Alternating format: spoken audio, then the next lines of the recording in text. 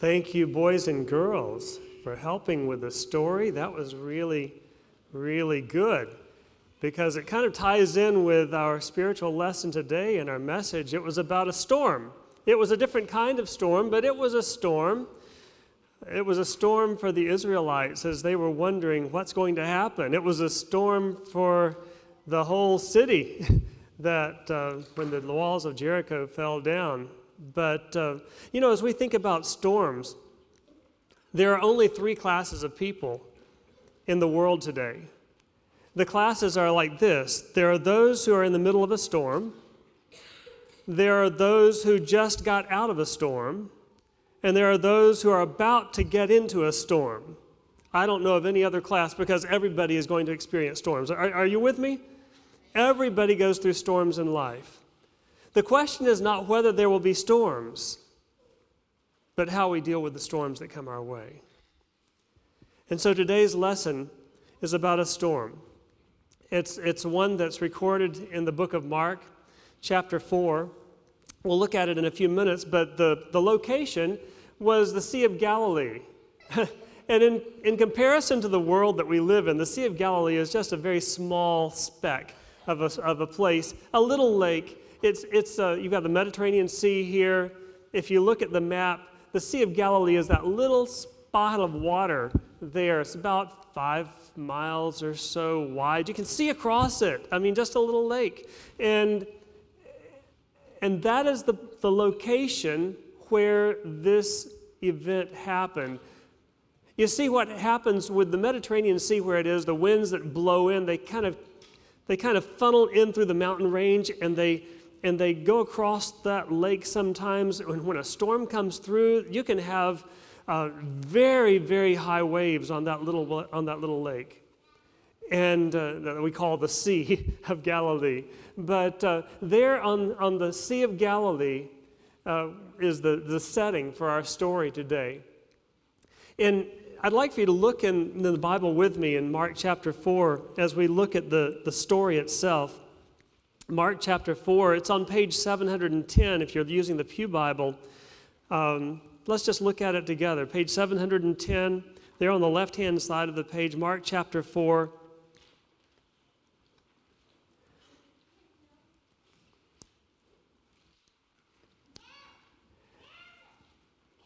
It says that day, in verse 35, that day when evening came, he said to his disciples, Jesus had been teaching with the people, and lots of people were there. He said, "Let us go over to the other side." Leaving the crowd behind, they took him along just as he was in a boat. He had been teaching from the boat. There were also other boats with him. A furious squall came up, and the waves broke over the boat so that it was nearly swamped. Jesus was in the storm, sleeping on a cushion. The disciples woke him and said to him, "Teacher, don't you care if we drown?" He got up, rebuked the wind, and said to the waves, "Quiet, be still." Then the wind died down, and it was completely calm. He said to his disciples, "Why are you so afraid? Do you still have no faith?" They were terrified and asked each other, "Who is this? Even the wind and the waves obey him." That's our Bible lesson today. The reality is that storms come without warning.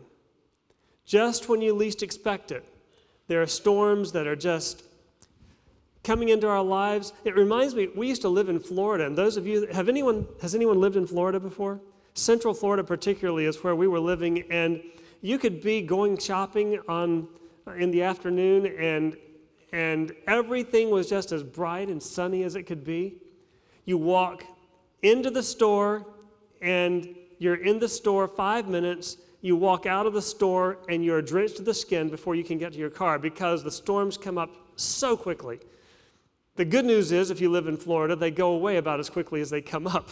So 10 minutes out, and you often are out of the storm just a few minutes after it starts. But very rapid storms. Storms come without warning. And just when you least expect it, something happens. Where did this come from? You go through things in life, and you're thinking, what did I do to deserve this? And it happened so suddenly. And that's kind of what happened with the disciples that day. You see what was going on. Jesus had spent the afternoon teaching the people. He had talked about farming, actually. He talked about seeds. He talked about how seeds are sown on various kinds of soil. He talked about how when you're planting seed in the kingdom of God, it's kind of like seeds, and it falls on different kinds of ground. And as these seeds fall on different kinds of ground are receptive to the seeds. Some seeds come up, some don't. And the disciples had no clue that while Jesus was teaching this lesson, they were about to experience a real situation where they would be tested much as the soil was tested by the farmer sowing seed. In just a few hours, they were going to go through the most incredible situation that they had probably ever experienced in their lives as they are on this boat. And imagine what it must have been like for them to be in a boat, a very familiar thing for them. There were 13 men on the boat, right? There were 12 disciples plus Jesus, 13 on the boat. 4 of them were experienced seamen or fishermen, or they were used to boats. They knew what to do in the storms. And so the rest of the disciples, no doubt, trusted the 4 experienced seamen to handle the storm that was coming up. You see, there were rules for what do you do in a storm. Those of you who have been on a boat, you know that you face the wind. You put the oars in the water, you're pulling together, and you keep a steady hand on the rudder. Those are important points to remember when you're in the middle of a storm. And no doubt they were doing all those things, but this storm, they realized, no doubt, that this storm was more than they could handle. They were taking in water, they were in trouble, and everyone except one is really disturbed about what's going on. Imagine the terror that they're experiencing. This may be the last evening of their lives. You've been there, haven't you? At some point in your life, you experience a crisis. At some point in your life, you're going through something you don't know if you'll ever get out of this or not. And Jesus is there in the back of the boat. Doing what? Sleeping? That part of the story always amazes me. Either he was so incredibly exhausted, or he was so not worried about the situation that was facing them. No doubt he knew what was going to happen. He was God. But there he was on the boat sleeping. And they woke him. What are you going to do? We're going to die. You know, we have storms that come our way, but we prepare ourselves for storms just like the disciples did. We know what to do about storms. We think about things like insurance policies, making sure we have a nice home and a job to pay for the eventualities that may come our way. But then the pink slip lies on the desk, and the storm comes crashing down. The thunder rolls. We wonder, what next? It happened for Moses, didn't it? 40 years spent in a Midian desert. What a storm in his life.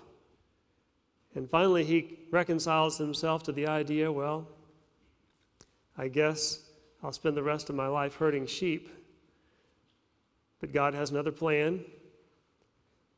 In the bramble, just an ordinary bramble, it catches on fire. Just an ordinary rod turns into a serpent. All kinds of ordinary things are turned extraordinary because God is now ready to work with Moses, who is ready to be used by God in incredible ways. So we find that storms come without warning. Storms can help us grow, though. As we are facing the storms of our lives, whatever the storm may be, we can recognize that God can use that storm to make things different. In fact, the storm may actually be a blessing from God to help us to prepare for the next situation in our lives. You know, when you look at the storm that happened on Galilee, I'm reminded that no sailor becomes a great seaman by sailing on smooth water only. It's the test of the storm that tests the sailor, that helps him come to the point, or her, that there are other ways of dealing with things. What happened on Galilee was a reminder, though, that there was a need for someone other than self to deal with the situation at hand. We need Jesus in our boat, don't we? We need to recognize the need for Jesus. And sometimes it requires a storm to help us to recognize what our real need is. We need Jesus. We need to recognize our need for him. And sometimes the storms are just another way of helping us get to the point of saying, now I know where my real source of help is. So often we tend to trust in ourselves, don't we? Somehow we're going to fix this problem. Somehow we're going to deal with this situation. Somehow we're going to get through this, and the focus is on ourselves. But what we really need to recognize is our need to depend on Jesus. Storms come without warning. Storms can help us grow, and storms can draw us to God. You've heard the line that it's not until you're flat on your back that you tend to look up. And storms can do that for us. Storms can draw us closer to God. They can help us to look up and recognize our need for him and to cause us to depend on him. There's a story I'd like to turn your attention to in the Old Testament, in the book of 2 Kings. If you'll take your Bibles and turn with me to 2 Kings chapter 2. 2 Kings chapter 7. And that's on page 265, if you're following along in the Pew Bible.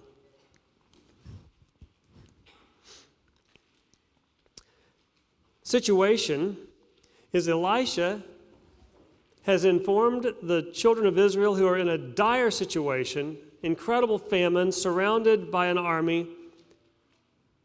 And Elisha said, "Hear the word of the Lord. This is what the Lord says in verse 1. About this time tomorrow, a seah of flour will sell for a shekel, and 2 seahs of barley a shekel at the gate of Samaria." They were in famine. That was incredibly cheap. And he's saying, you'll be able to have plenty of food tomorrow. And they're looking at him like he's absolutely crazy. And you continue in the story, and you find that there are 4 men with leprosy outside the camp at the entrance of the gate. Verse 3. There were 4 men with leprosy at the entrance of the city gate. They said to each other, "Why stay here until we die? If we say we'll go into the city, the famine is there and we will die. And if we stay here, we will die. So let's go over to the camp of the Arameans and surrender. If they spare us, we live. If they kill us, then we die." At dusk, they got up and went to the camp of the Arameans. When they reached the edge of the camp, not a man was there. For the Lord had caused the Arameans to hear the sound of chariots and horses and a great army, so that they said to one another, "Look, the king of Israel has hired the Hittite and the Egyptian kings to attack us." So they got up and fled in the dusk and abandoned their tents and their horses and their donkeys. They left the camp as it was and ran for their lives. The men who had leprosy reached the edge of the camp and entered one of the tents. They ate and drank and carried away silver, gold, and clothes, and then went off and hid them. Then they returned and entered another tent and took some things from it and hid them also. And then they said to each other, "We're not doing right. This is a day of good news, and we are keeping it to ourselves. If we wait until daylight, punishment will overtake us. Let's go at once and report this to the royal palace." So they went and called out to the city gatekeepers and told them, "We went into the Aramean camp, and not a man was there, not a sound of anyone, only tethered horses and donkeys, and the tents left just as they were."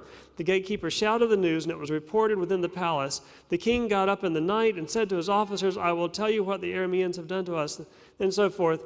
And so at any rate, they discovered that God had indeed given them an incredible blessing. There's an interesting quote by Edwin Lutzer. He said this: "God often puts us in situations that are too much for us so that we will learn that no situation is too much for him." Think about it. No situation is too much for God.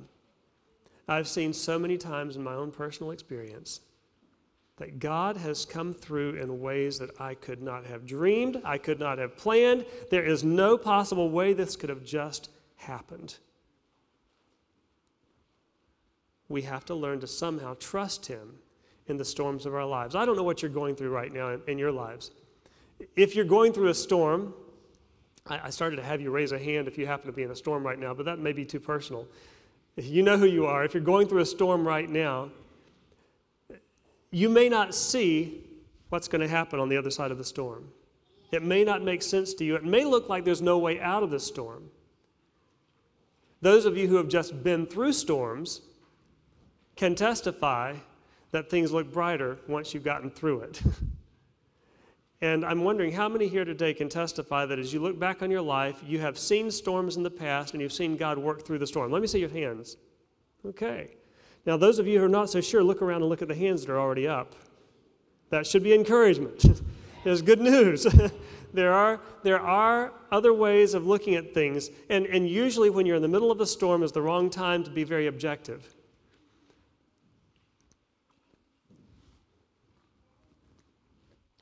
So storms cause us to look up. Storms cause us to sense our need for depending on God. And when we do that, some things can happen that might not happen otherwise. We might recognize our need, for example, for some Bible lessons, some studies, something. We've got some Discover Bible lessons, by the way. If you're going through a storm in your life right now, you might be interested. This might be something that would be very valuable for you to get some questions answered. Why does God let bad things happen to good people, for example? What are some reasons for the storms of life? The Discover Bible School give you some answers, the lessons that we have, and you can just pick some of those up at the information desk and turn them in each week, and we'll grade them, and you can go through a whole set of lessons and get a certificate at the end. So that's one way that you can deal with storms. But the storms can also just drive us into our Bibles, where we spend more time in God's Word, looking for His will, looking for His way, helping to sort through the stuff that we're going through and ask Him for guidance and depend on Him to help us through these situations. So, storms come without warning. They can help us grow. They can draw us toward God. And storms can increase our faith. You know, as we're going through the difficulties of life, it is by going through those difficulties, not just once, but difficulties on multiple occasions. As I look back on my life, you know, I grew up with a pretty easy childhood. I didn't have many storms.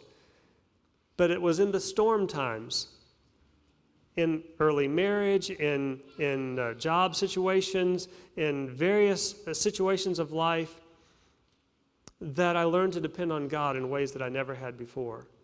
And so, as we go through situations and we see God come through, we come to the point of saying, you know what? It doesn't really matter what happens.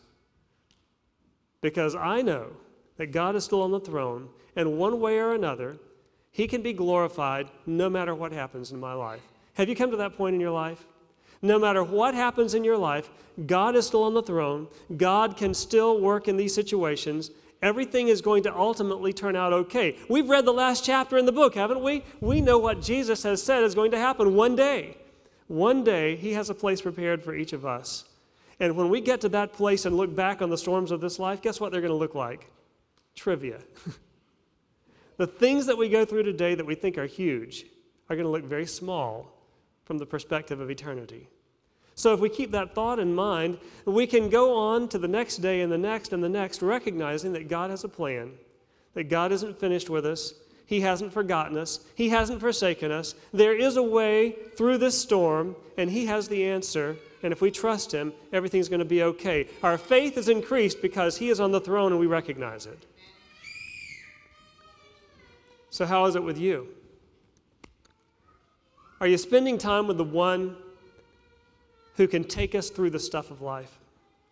Are you spending time with the one that makes the real difference in whether life is valuable or invaluable? Are you spending time with Jesus on a daily basis? That's the solution for the situations that we find ourselves in that we call storms. Today, as we think about that, And we recognize that storms can come without warning, that storms can increase our faith, that storms can draw us close to God.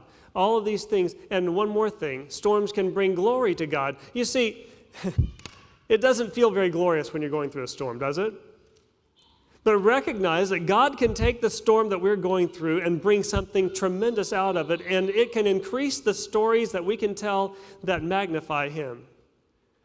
All kinds of things can happen that can glorify Him because we have allowed Him to work in the storms that we go through. So what are your storms? The real question is not what the storm is, though. How are you dealing with your storm? What's happening in the storms of your life? Not the details of the storm, but how are you responding to the storm? Is the storm helping you grow? Is the storm increasing your faith? Are you allowing God to work in your storm? Are you finding benefit in the storms of life? I remember back in just a few years ago, I think it was 2009, we were driving across country with our daughter, who was going off, our baby, going off to Loma Linda University, and we decided to celebrate the event by driving her cross country and doing some vacationing along the way. We were going to take the long way around. We were going to go to national parks. We would go to Badlands. We would go to South Dakota. We would go to Yosemite. We would go to all kinds of things and spend a couple of weeks just riding around and enjoying the scenic beauty and spending time with our daughter and celebrating the fact that she had reached this milestone in her life.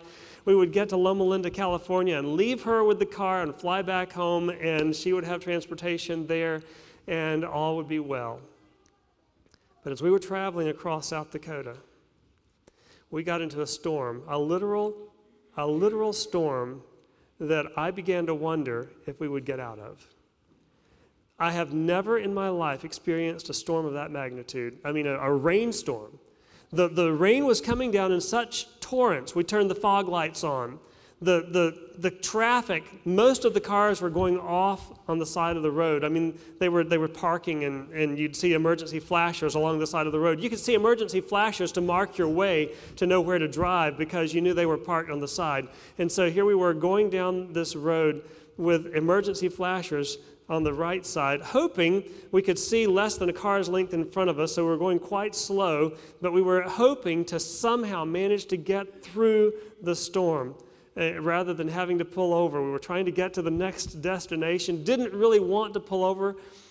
I think I did pull over for a few minutes at one point and then managed to keep going just very, very slowly, maybe 5 miles an hour, just gradually going through this incredible downpour, hoping we wouldn't hit something or run off the road or something crazy would happen. And all of a sudden, it's as if we went straight from storm to no storm. It was almost instantaneous that we were in sunlight. And there, as we were driving past, I looked in my rearview mirror and could not believe what I saw. It was so incredible, I took the next exit and pulled over and stopped the car and got out and took this picture.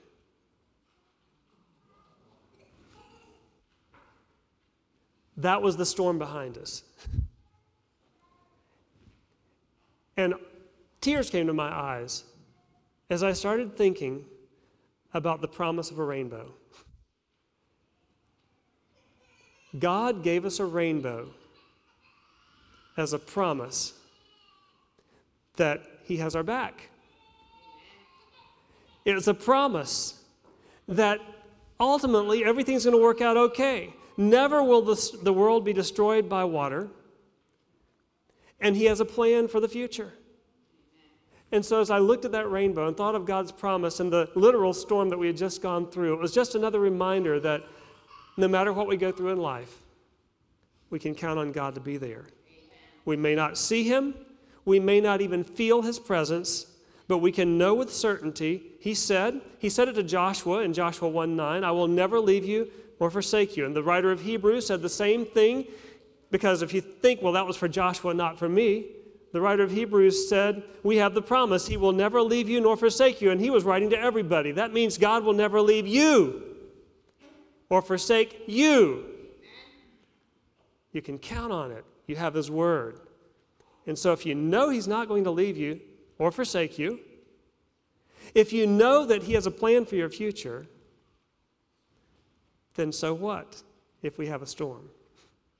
We can see the end from the beginning through faith in him, knowing that he has a plan for our lives. No matter what the storms are like, no matter how difficult they become, we know that one day very soon we're going to see something that looks more like this.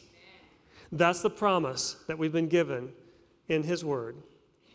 And we can bank on that promise. And today, I just want to encourage you, no matter what you're going through, no matter what you're about to go through, no matter what you have been through, God has a plan for your life. God has your name on a place that he has prepared for you. We just need to trust him. And as we go through the storms, we're learning as we go, aren't we? We're learning of his will for our lives. We're learning of what he would like for us to be. We are also discovering that he can use us and our storms to help other people in our journey toward the kingdom.